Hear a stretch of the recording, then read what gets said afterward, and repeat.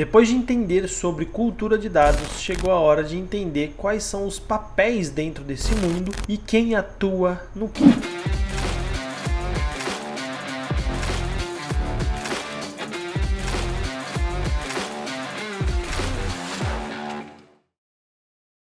Eu vou introduzir aqui um framework que chama Jornada dos Dados. Esse framework é um framework que eu desenvolvi com base em vários outros frameworks ali. Vocês já podem ter até visto em alguns outros vídeos aqui meu, enfim, também lá no meu perfil do Instagram. Esse framework, então, ele basicamente mostra como a gente pega o dado no estado bruto e passa ele para uma cadeia de transformação de valor e chega na ponta com ações ali realmente úteis para o negócio. Ou seja, sair quase ali do estado não sei o que fazer para o estado estou tomando ações com base em dados. E aí vocês têm que entender que existem alguns papéis muito importantes aqui. O primeiro papel é o analista de negócios. Quem que é esse cara? O analista de negócios nada mais nada menos do que a galera que vai analisar os dados e tomar decisões com base neles no dia a dia. É a pessoa que está analista de várias coisas ali no mercado e que usam dados para tomar a decisão. É quem consome o que vai ser no final ali um dash, um relatório, um report, uns alertas, enfim. O resultado daquilo é o quem vai consumir, são os analistas de negócio. E o que a gente vem vendo no mercado são analistas de negócio que estão cada vez mais próximos ao que eu vou mostrar aqui para vocês agora, que são os analistas de dados. E quem são os analistas de dados? Analistas de dados é essa galera aqui, ó. Analistas de dados são as pessoas que vão fazer as análises e não só ficar ali consumindo elas na ponta. As empresas estão cada vez mais transformando as pessoas que consomem as análises em pessoas que também fazem as próprias análises, tá? Por questões óbvias, redução de custo e também porque o analista de negócio manja do negócio mais do que qualquer um.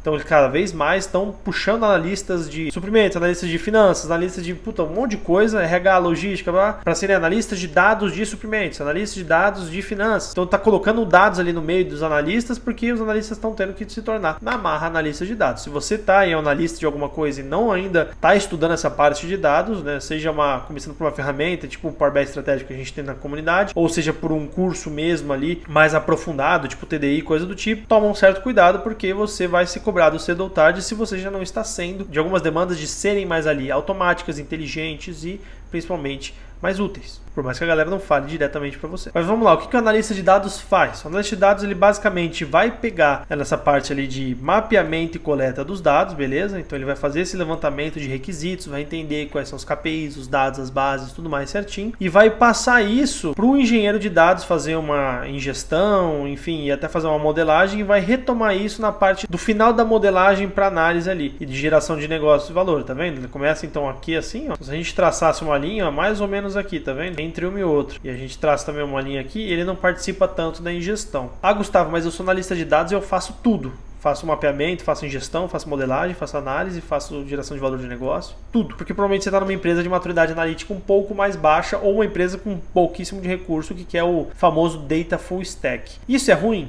Não, não é ruim. Por quê? Você aprende demais. E quem tem aspiração ali de se tornar um coordenador ou coisa do tipo, o caminho, né, um tech lead ali de um time de dados, o caminho para você ser uma pessoa que controla ali projetos e coordena pessoas de várias habilidades distintas é você saber o que cobrar de cada uma delas. Então, quanto mais data full stack você é, melhor para quem quer ascender na carreira, tá? Isso tanto no ramo de dev, tanto no ramo de dados. Não muda muito isso não, tá? Esse tipo de lógica ali. Mas isso é analista de dados. Então a parte de ingestão e tratamento e modelagem ali, ele até faz, mas não é o foco original dele. Pensando numa empresa que tenha todos esses papéis ali, beleza? Próximo aqui. Analista de governança. Ele é basicamente um analista de dados, mas ele ajuda no mapeamento e ele só retoma ali na parte de tomada de ação. Ele não é um cara que vai analisar tanta coisa no detalhe ali, ele é um cara que fica mais vendo se as coisas estão sendo cumpridas, desenhando normas e desenhando processos de coletas e mapeamentos mais eficientes dentro das normas como LGPD, GDPR e coisas do tipo. Então esse é o analista de governança. O próximo é o arquiteto de dados. Esse arquiteto de dados aqui, ele é o cara que vai botar a infraestrutura de pé para que outras pessoas possam usar. Então, é o cara que vai cuidar do cloud, é o cara que vai cuidar ali dos servidores, é o cara até que cuida do próprio banco de dados. Dizem que, as más línguas, até que os arquitetos são os novos DBAs. né? DBA, quem não sabe, é Database Administrator, né? Então quem cuida da base de dados. E não necessariamente eles fazem isso, mas eles também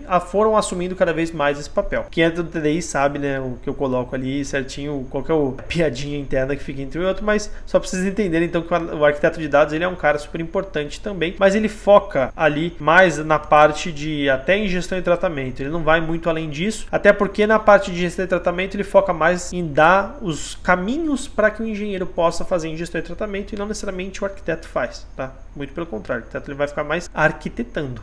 Beleza? E aí a gente tem o engenheiro de dados. O engenheiro de dados é o cara que pega mais ali o escopo, já a necessidade de negócio, por isso que ele não começa desde o zero. Ele já pega o negócio, já tipo o problema e tudo mais, a dor do negócio, tá? Pode ser que ele comece do zero, mas não é o mais comum, beleza? E aí ele vai atuando lá, beleza, participa do mapeamento, vai fazer gestão, faz tratamento, faz modelagem de relacionamento e entra até no âmbito da análise. Por que entra no âmbito da análise um pouquinho? Ele vai bater dado. Faz sentido o indicador? Ele vai estar junto com o profissional do analista ou cientista, batendo dado, ver se faz sentido a base. Validou? Aí ele vai para outra ingestão. E o analista assume, o cientista dali para frente. A gente tem também o tal do engenheiro de machine learning. O que muda do engenheiro de dados para o engenheiro de machine learning? A diferença é que o engenheiro de dados ele foca em extrair o dado, tratar ou não e jogar dentro do ambiente, deixar ele disponível para as pessoas ali, bater esse dado, ver se está coerente, se tem credibilidade, se ele está certo. E já o engenheiro de machine learning não está focando tanto nisso. Ele foca em pegar aplicações de inteligência artificial, de machine learning principalmente, por isso que é engenheiro de machine learning, e colocar essas aplicações para rodar em produção. Então é o cara que vai pegar, por exemplo, um algoritmo que um cientista desenhou, fez alguma coisa ali, e ele vai botar em produção para, por exemplo, o iFood usar para otimizar as suas entregas. O iFood usar para otimizar os seus preços de frete. Sei lá, tô dando exemplo do iFood aqui, mas esse engenheiro de machine learning, então ele pega o modelo e ele junto com o cientista de dados faz o deploy disso, mas ele é o cara que é responsável por fazer o negócio parar de pé dentro ali do ecossistema. E por fim a gente tem o tal do cientista de dados, tá? Ele tem um escopo muitíssimo parecido com o analista de dados, muitíssimo mesmo. A única coisa que muda é que a gente tem um cientista entrando mais na parte de modelagem aqui de dados, principalmente quando a gente está falando, né, essa parte aqui assim, ó, quando a gente está falando de modelos mesmo, de machine learning, modelos de inteligência artificial de forma geral, beleza? Então a gente tem um cientista que ele entra bastante aqui. Então percebam que cada um dos papéis ele atua em determinada jornada, atua mais ou menos, né? Não é preto no branco, é bem cinza as linhas ali, mas saibam que existem profissionais e empresas que exigem que você